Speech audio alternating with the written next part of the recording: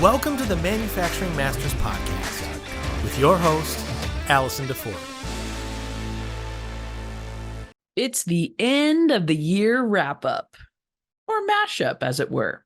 We have put together the most savory nuggets from each of our first 25 episodes this year to bring you a whirlwind cavalcade tour of the best and brightest in manufacturing. Best practices, techniques, tools, and resources made just for you. And after this episode, we'd love to hear from you. Feel free to leave a comment or DM us and let us know maybe you had a favorite episode this year or a big takeaway. And the team and I at Manufacturing Masters would like to take a minute to say thank you.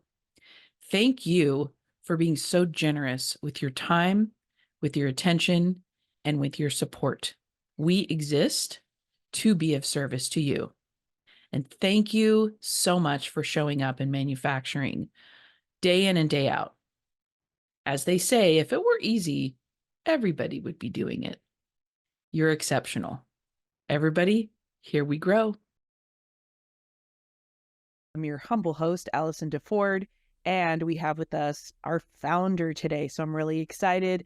Darren Mitchell. It's like the Netflix for manufacturers, only instead of entertainment, it's all about education and best practices. It's everything they never taught you in school. Here's a thing that I'm going to talk about. Here are the points. Here's a playbook. Go. Not just the leadership, but share that best practice with your staff. So we're doing this in real time, not hearsay of something we heard on the news. You can't be all your HR, inventory management, supply chain, sales, marketing. You can't be all of that at once to all of the people who make up your business. It's creating such a community. I think that's the thing that's exciting to see. And for anybody, if you're not already subscribed, get your booty over to manufacturing-masters.com and do that, because this platform is just continuing to grow and to expand, because with you, there's always something next. Ray Zaganto, welcome to the Manufacturing Masters Podcast. Help is out there for you. Yeah. It is at your it's at your fingertips, and all you have to do is reach out and say, "Hey, can you help me?" And guess what? You'll get the help.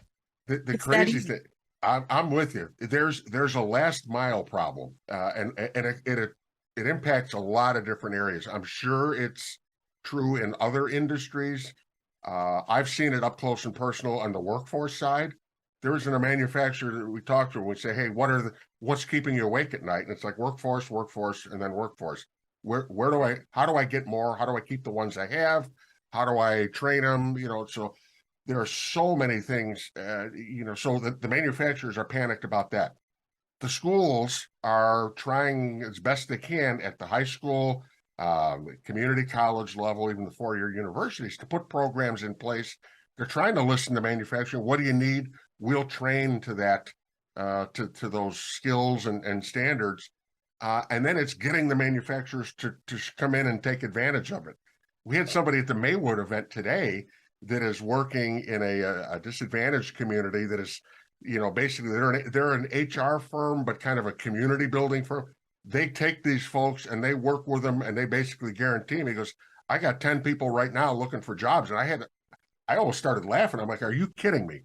Because it's like I could make 2 phone calls and get them jobs right now. There are people, manufacturers, just dying for help. How come they don't know this exists? So glad you're here, Jose. We have so much to talk about today about who needs a strategy when my orders are up 20% year over year. I think it's the best time to start thinking about your business strategically, because it's possible you're growing 20% because you are a marketing genius and you figured out and cracked the code. But also, when you look at your whole peer set and they're all doing the same, you realize that you're benefiting from the rising tide. Great. because let's face it, the tide goes down, we all suffer a bit too. So you get it on both sides. But if the tide is rising, then you have to think about how are you taking advantage of that rising tide, right? Because there's 4 strategic things you want to get out of your business, kind of big picture. Well, certainly one is growth, right? Top line revenue. You need revenue to do anything, right? So you need sales, margin. Are you enjoying the margin, the real operating margins you're looking for? EBITDA, right? Or profitability, net profitability. That's so critical to a directly related 4th point, which is valuation. Why somebody growing 20% year over year should be focused on strategy now more than ever. Damon Pistolka, welcome to the Manufacturing Masters podcast. I'm excited you're here. We're going to talk about the 3 keys to developing a business that someone will buy. Well, the first one that people usually get stuck on is, and founders are notorious for this, and they're too big a part of the business, the buyer's perspective. That buyer's perspective, if you can put yourself in that position as a seller of a business and go, where I want to sell it at today, not knowing what I know or knowing what I know about the business is probably a better way to say it. I would turn back the clock 10 years, pay this money, and go forward again and pay it off again. And then the other thing is too, if you're going to sell your business, the one thing you do need to do is, before you even start, is look at your customer contracts if you have them. Because if your customer contracts say that if you sell your business, they have to approve the transfer of the contract, we run into that all the time. The chances of you selling a business first and foremost is low. If you prepare, it can be well over 90. But if you don't do anything, you're got about 25% chance, because they're going to find one of these things. Many of you already know her, but Megan, welcome to Manufacturing Masters podcast. How do we become a company, a manufacturing company, that attracts more women? Are there any? So you really have, yeah. So companies, because our sector has been traditionally male dominated for so many years. There's a certain culture, right, that has come along with that. And sometimes it's a good old boys club culture. So you really have to take a look at your work environment and see if there's anything that might kind of turn off women from applying to your company. So do you have a work environment where, there's going to be a lot of like locker room talk? Because you don't want that to happen. You want to get rid of that. The other thing is, the women that are working at your company, what are you doing to support them and invest in them so that when they do move up the ladder, they're going to become an advocate for your company? What we can take away from this is the how-to would be culture, incredibly important, retention and focus on that. The third thing you mentioned are job ads. So the language that we're using. And then 4th, being transparent. Because I think a lot of us try to be perfectionists and we get so anxious about failing because we don't want to disappoint anyone or let anyone down. Hey, Nelson, I'm so happy that you're with us today on the Manufacturing Masters podcast. What are some of the things that you see people, you said a lot of times they might focus on the big things. What are some of the little things that may get overlooked that would aid in decluttering and preventing injury? It's like you mentioned, it's good habits and good practices. And it's about making sure your tools are put away properly so they can be accessed by the next person and the correct tool is used. Do you feel like, bottom line, that this could be prevented with better training in the beginning? That training is part of the culture. Is that a solution? Yes. Should be part of the again, back right to hiring, that these are standards. These are practices. They're meant to be upheld. It's about training and coaching, but it's also about discipline. The millions of people listening to this, I want to make sure that you catch Nelson's video of the ambulance just left. what do we do now? It's brilliant. It's so specific, and it's something that if you don't prepare for that, you go into panic mode. We have with us Kim, and I've decided I've given you a new middle name. You are now forevermore Kim World Class Maintenance Wolf. You have some really amazing insights and lessons learned from these past few years, and I would love it if you want to jump in and let's talk about what you've learned that you can help our listeners learn as well. So I really encourage manufacturers to really take a look at their prime supplier list, find some secondary suppliers. It takes work to do that. It's not an easy thing. You can't just, go through the yellow pages and find somebody and say, okay, now you're my secondary supplier. It takes work to identify, who you want to work with. How are you going to get supplies from their facility to your facility, and the logistics of all of those things, putting together contracts, what are your quality specs, and making sure that those things have been identified very clearly, and then starting to do some trials. And certainly with secondary suppliers, you're going to have a very hard time having anybody sign up to say, oh yeah, I'll be your number two. So you have to make sure that you are giving them some volume at some regular interval in order to keep their skills up, keep their quality up, and continue to give them something in return for them being, a secondary supplier to you. They need to know they can count on some kind of a volume from you. Christina, I am grateful that you're here. Christina is going to help you think like a badass. There aren't enough manufacturers today taking advantage of the digital resources that are out there. So that is something that I'm consistently seeing that I think can be improved. But to your point, if you're not online yet, go and walk through and observe your customer service team trying to answer challenges, because sometimes it could be that they are having to access the ERP for some information. They're going into their PIM system for other information. Then they're going into the engineering system for bills of materials to find other things. So the whole support process is even a little convoluted, which makes it difficult for that customer service person to easily answer the question, or they haven't been trained. I know people will relate to this. Somebody on the service side calls into customer service, and the customer service person has never even seen the piece of equipment.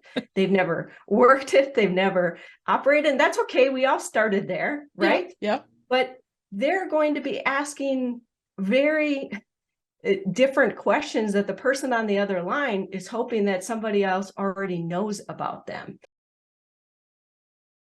So what a treat. It's been a hot minute since you and I got together. I would assume that most people listening to this have either heard of you or seen you on news channels, at trade shows. Like, girl, you are everywhere. 2,500 followers in one day. But we started this Instagram in 2018. So it just tells you how long it takes. And we're not going to see sales from it. And I think that's probably another reason why a lot of people don't want to do it, is because it's time, right? It's time, it's money, it's effort. And you're not going to really see the sales kind of go in line with what you're doing. But the more visible you are, the more annoying you are on social media, people are going to find you, because when one person that you're connected to likes it, it shows up on your feed. Yep. And that's how it is, right? It's like a spider web effect. And so you may not see it in the forefront, but in the background, it is generating sales in some like awkward way, but it does. I want to thank you truly for inspiring me as a woman, as someone else in the manufacturing sphere, and really for showing people, how to lead with heart, with creativity, and just putting yourself out there. So I thank you. Andrew Lavoie, we're so excited to have you on the podcast. Thanks for being with us. So today you are going to share with our listeners how to become a preferred employer this year? So what we like to do is we'll try to ask challenging questions, and then we sit back and listen, and then we get curious about how you answered that. So curiosity is the key in all of this, and then we'll continue to poke and prod until we get to where we're going to go. Running from a meeting and just grabbing a resume that your assistant printed or your admin person printed and going down and just skimming it and then asking the generic questions that have been rehearsed 1,000 times, that's not going to be a good interview. A lot of companies will be too quick in just throwing a job ad out when the reality is they might have some great people in their system already. Or, what was your hiring strategy, or what was your promotion strategy, or what was your grooming strategy, or, did you have an opportunity to, what's our bench strength? Bench strength, I talk to all my clients about that, is that bench strength is what drives your business, and it's I say cheap, but it's your best way of filling a position.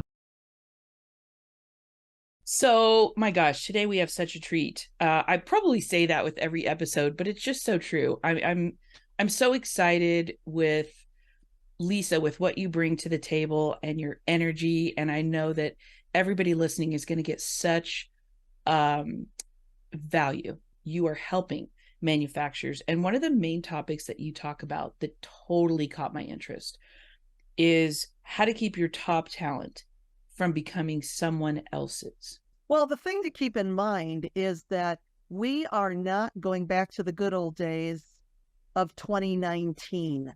Right. Literally everything has changed in this post-pandemic economy where people have a lot more choices. I mean, in manufacturing, it was hard enough to bring people in and hope that you didn't lose them to a competitor. But now you're not losing them to other manufacturers. You're losing them to Amazon and DoorDash and Uber and all of the other choices that they have out there. Well, giving feedback and part of listening to your employees. And it's funny, when I do my programs, a lot of times I'll ask the audience, who does exit interviews? About a third of the room will raise their hand. And I always like to say, isn't that a little late? It's like, hey, why are you leaving? I mean, it's good to set some patterns, but I will tell you, if you're listening to this podcast, stop the car, take out a pen, and write down stay interviews. I am so stoked to have you today, Greg Michio, because Mr. Windbound, Mr. Sales Digital Twin, I think there's something so special that you bring, not only as an expert on the Manufacturing Masters platform, but a very passionate and committed expert on LinkedIn and, to manufacturing in general. And you and I think, have just such a great synergy and appreciation for each other. We both are all about content and strategy. Because I'll tell you what, it's just not about new business and generating new leads. It's getting your brand out there to the world, to new recruits, right? To politicians, to community leaders. It's about getting out there. And, everybody thinks tech is so sexy. It's because it is. It's out there. The brand is alive. And if we can get the manufacturing industry to come alive online, like we're seeing so many of these great young influencers, and I'm 55, so I can say young influencers, like, Eddie Saunders Jr., Jake Hall, Megan Ziemba, Jacob Sanchez, Ian Stork. I mean, the list goes on about all these young people who are online and super passionate. Mr. Ken Cho, thank you so much for joining us today on the Manufacturing Masters podcast. What do you do when your CFO says or demands, hey, we need to increase sales by 10%? Go. Well, there's probably a good reason from a financial standpoint, right? They need 10%. Probably what they want is 10% on the bottom line because they need to invest, or they need more profit, or they need to reduce debt. Good reasons for that. But, my point is, what is their sales strategy? And from a sales perspective, because we work with all our clients against the goal. And when I ask a business owner, okay, what's your sales goal? It's not uncommon for me to get a response, well, I think based on last year's production, we can increase sales by 10%. Well, what's the strategy in that? And so what they really need to do is to think about, okay, what is our opportunity this year and into the future? Where's the growth potential? I have an incredible guest, Elizabeth Eldridge, and we're going to talk about a really important topic. We're going to talk about mental health, and we're going to talk about how manufacturers can tap into education programs and resources. It's kind of funny that there is still stigma around things like taking medication because, oh my goodness, if you look at the statistics, I mean, more than half of us are, right? And as I like to say, probably the other half are close to it, maybe should be, right? So, you know, it's like, to use that mental health, physical health comparison again, imagine if I had a broken leg being embarrassed or feeling ashamed that I have a cast on, right? I mean, everybody knows like that's what you're doing to get well. So yeah, there's sometimes this double-edged sword of stigma where like, try and figure this one out. There's stigma associated with struggling with your mental health, but then there's also stigma associated with taking the steps to get better, right? So it puts people in such an impossible position. And you know, it takes a lot to go to a healthcare provider and say, I do not feel like myself, you know? It's big and scary, and it takes a lot of courage to do it. Oh my gosh. Our guest today is somebody who, I swear to you, I feel like I should already know you, Eddie, and we've never met in person. And this is the first time we've ever talked. Talk to me about empathy for a minute and marketing. Like, how did this come up for you as a driver? Well, a long time ago, which I love. First, let me start with the fact that you've been preaching that, because I don't think it's a new thing by any means. So if anything, it's no original concept.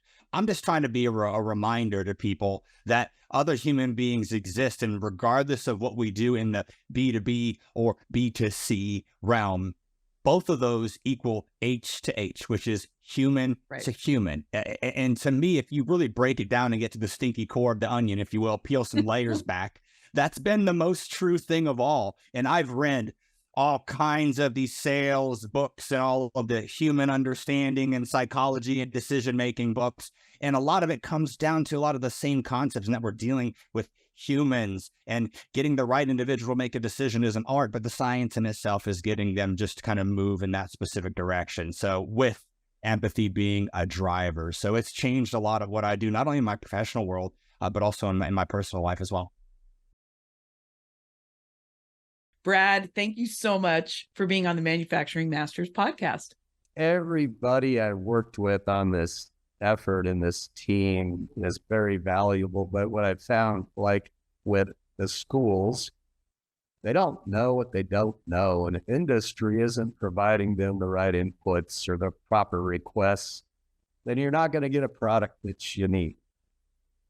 And so we focused on working with schools to arrive at a relevant curriculum for kids interested in manufacturing, things they could teach in class. And then we agreed upon those things that could be on-the-job learning situations. And we finished our pilot program here last couple of months, and we just announced the launching of this program statewide. So today we're going to talk about a topic that may feel a little taboo for some of you. And I'm pretty positive that most of you have experienced this. I know I have. I'm pretty sure Darren has. I know you'll be shocked, but it's imposter syndrome. I never had a job description. The staff had job descriptions. Some of my senior leaders had job descriptions. I never even had a job description to go by to go, hey, how did I do this year?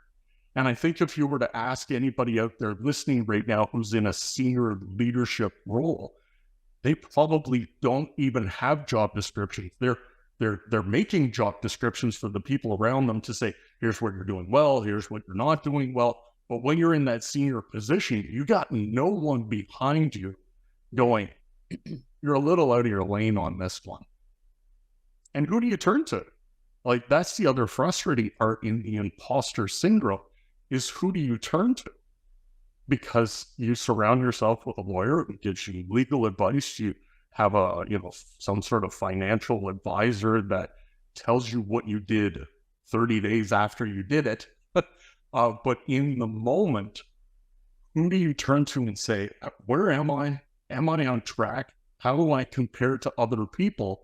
And it can be a very frustrating, lonely moment. And it usually, like a pimple, it usually pops itself when you're in that stressful moment going, I don't know if I should be the person who's doing this, because there's a lot at stake right now.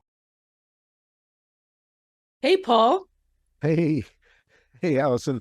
How are you today? I'm good. Thanks for spending some time with us. Hey, I am so excited. I've got a quick question for you. People are going to be a little surprised to know, how did you go from naval architecture and marine engineering to what you're doing today as a value creator and an interim COO? So there's a story attached to that, as you might imagine. So I was trained as a naval architect and marine engineer. Okay. When I was 22, I was hired by Amoco Corporation to manage ship construction in Spain. And one of the reasons that was, let's say, even possible is I went to a very small college only for naval architecture and marine engineering. You and I would be a class reunion. I graduated in a class of 19. Wow.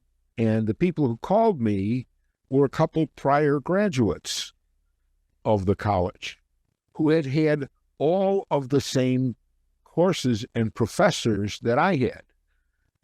So very high degree of trust that enables that. Yeah. So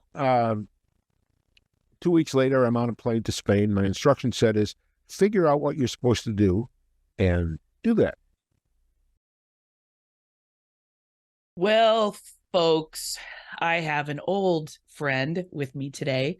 Well, and I think the important thing that really drew people in, I think is the same thing that will draw them into this episode, is you went from intern to CEO of a company, which I feel like is rare, but it may happen more than we know. And I want this particular episode to be motivating and inspiring to not just the leaders and the trailblazers that tune into this, but the young people who are like, I'm an intern. Wait a minute, this guy's now the CEO? Well, how long did it take? What do I have to do?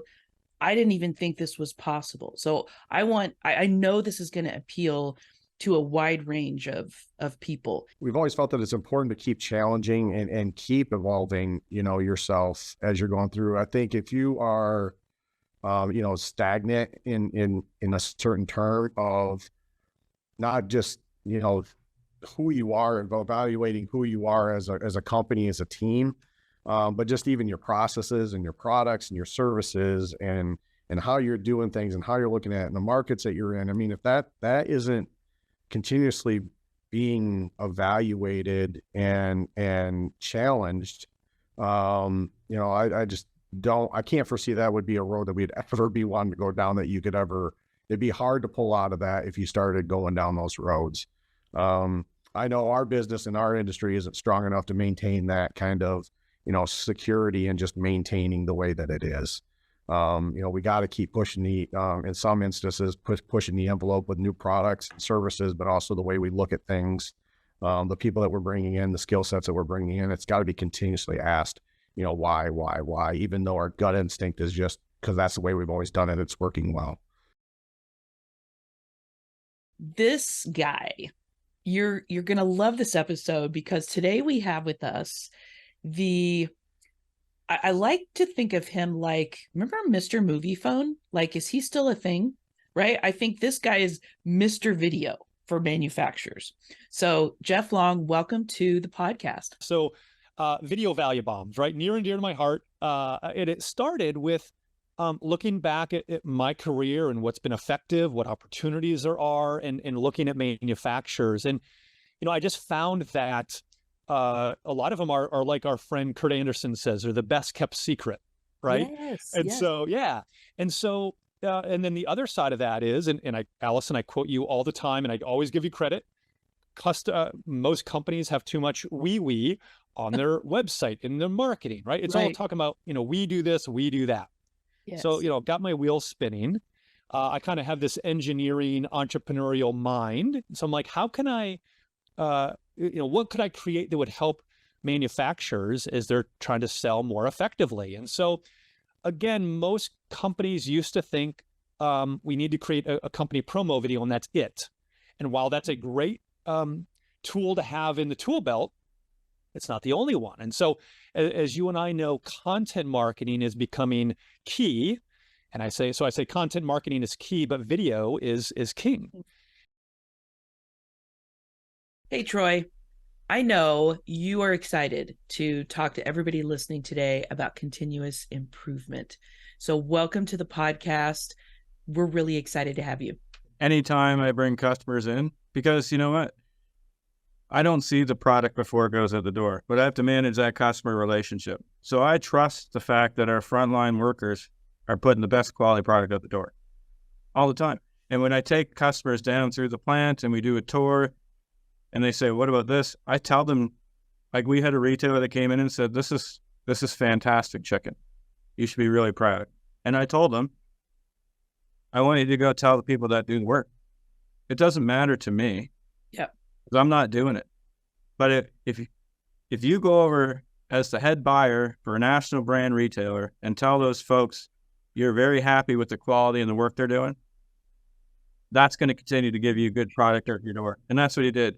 And they were just so excited about that. And they came to me later, Troy, that buyer came over and complimented me on all the work we're doing. I said, well, you should be proud of that. That's because so at the end of cool. the day, those are the people that matter. And it's our job as business leaders to connect those dots and let them know why they're doing things. To your point, I could go downstairs and say, I want you to measure downtime, miscuts, and throughput, OEEs, thanks, and leave. What does that? It's like a tornado. They don't understand why we're doing it. Yeah. They don't understand how it connects to the business. But if I can go down and say, hey, any thoughts on how we can make this line more efficient? What might you do? How might we keep it running? So I feel like these two should really be leading this episode. And I'm not worthy. Damon and Kurt, thank you so much for showing up with me. You look at where we live and it's limiting. It's limiting where we live. But what you can do with LinkedIn is so cool because Kurt lives in New York. I live in Seattle. We would have never met walking down the street somewhere. We would have never met at a trade show. We'd have never met, you just keep going to where we went. What we did meet is I saw a post from this crazy dude and I was like, that dude is probably my kind of crazy. and it was. And then, it's just blossomed from there. But take that kind of thing and multiply it by a whole bunch. And that's what LinkedIn is. If I don't have you don't put out this hysterical post that I think was the funniest thing I've ever seen, I don't resonate and connect with you. And now we build a friendship relationship, we build trust, and now we have that no-like trust that our friend Greg Mishu always uses, right? Yep. And now you have a wonderful project that I helped you with a proposal, we landed a deal, worked on it together, and we built friendships with that client that will go on forever. And it was just such a win. Okay, number one. Number two, they were struggling with their content. And how many people are whispering and just not having the guts and courage just to raise their hand or put themselves out there when they have so much to offer? Damon, you see this on a regular, consistent basis, and you love sharing how you were that guy. you weren't sharing any content, but you've gone through, it's not a revolution. You've gone through a LinkedIn evolution. You can, as a manufacturer, you can write a good post. If you're an individual, your business page won't get as much traction, but as an individual, you can write posts and mix in something about your business, something about life, something about, you can get hundreds of thousands of views on your content. You can't pay to get that on a Facebook without spending tens of thousands of dollars. Exactly. It's just it's a gold mine, and you're reaching right into the pocket. And that's not a good way to say it, right into the minds of the people that you want to be talking with. This is my client, and he's also become a good friend. Gary, I'm so excited that you're here today. I'm excited to be here. Thanks for You have been one of the most delightful manufacturing clients I've ever worked with. And one of the reasons being is that you just put 100% trust. Ultimately, we came up with, I think, a really good balance where it looks good. You know, the logo has some circuits in it for our circuit board assemblies, and but it's still kind of a fun name that, you know, I don't think many of our competitors have a name similar, which is cool. I mean, I'll just say, as the leader, there's always some degree of fear that you don't know what the heck you're doing, and you're going to drive the company into the ditch at any at any point. And so, I mean, yeah, when you take a 50-year-old company and change the name all of a sudden, yeah, there's some risk there. And so for sure, yeah, you know, like you get partway through the process and you're like, are we doing the right thing? But yeah, and I guess time will tell. Like, our initial response, you know, from customers and suppliers and just friends I mean, it's been overwhelmingly positive. Like, people driving by and seeing our new signage, I hear it around the town. Whoa. Today we have the man, the myth, the millennial, Jake Hall. Thanks for being here, buddy. I started to talk about the industry. I started talking about, hey, how are we solving problems? How are we leveraging new technology? How are we getting the next generation of millennials at the time in the industry? And so the manufacturing millennial name came about when I was attending a trade show conference, and you know, they were talking about the future of the industry. And I looked across the room, you know, another 450 professionals, and I was the only millennial in the room. And everyone else was like 40 to 45 years old or older. And I'm like, well, geez, I need to be an outspoken advocate to bring new generations on board the manufacturing, because clearly seen at this event, no new generation is attending. You know, so my content and my reach grew online by advocating robotics and automation and new technologies, but then how those tools and solutions can be used to attract the next generation, how it can be used to not only change the equipment and the way we're doing business, but also change the culture in which the company is run. And so I'm a firm believer and I guess you could say advocate on how technology is a means of attracting the next generation into our industry, but also how do we change the culture of our industry to bring these next generations on board. Today is a super special episode of the Manufacturing Masters podcast. I have with me two of my dearest friends in the entire world, Beth and Christina, both agency owners like myself, and we have a very unique story to share with you. We started working with the same business coach back in like 2009, I think, and did some masterminds with him, and we just had this amazing chemistry, and we're getting so much out of it. And correct me, ladies, if I'm not retelling this right, but people over the years, we decided to keep going right on our own, and we meet every week for over a decade, and we talk about personal, business, and we have a structure, and we'll get into that more in a minute. But the point is I feel like it's been life-changing. Well, I know, I mean, for me, it's a full wheel check-in, you know, and it really helps me, one, be present to what just freaking happened last week and to life as a whole. It helps me kind of take a time out and just like, wow, okay, so those are those wins. That's why I'm feeling really high this week. And let's celebrate that. Those are those micro movements of progress. And then there's the losses, that some of them are, you know, painful. And you're like, no wonder I was feeling a little down last week or down through this, because these are some serious losses that I need to face. And so how am I going to face these? So it gives me a time to kind of reflect on that. What are my fixes for this? Because I don't want to keep creating the same mistakes.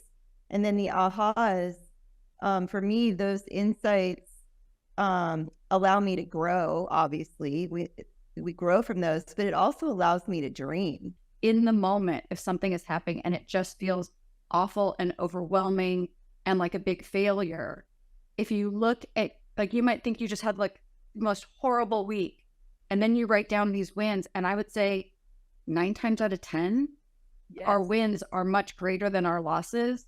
So, but that loss might feel so huge, but when you write down all the wins, and like Allison said, it could be the tiniest thing. It could be, you know, I finally planted that tomato in my garden, or whatever. It could be the smallest thing, but just celebrating anything that's positive, I think, helps you move forward.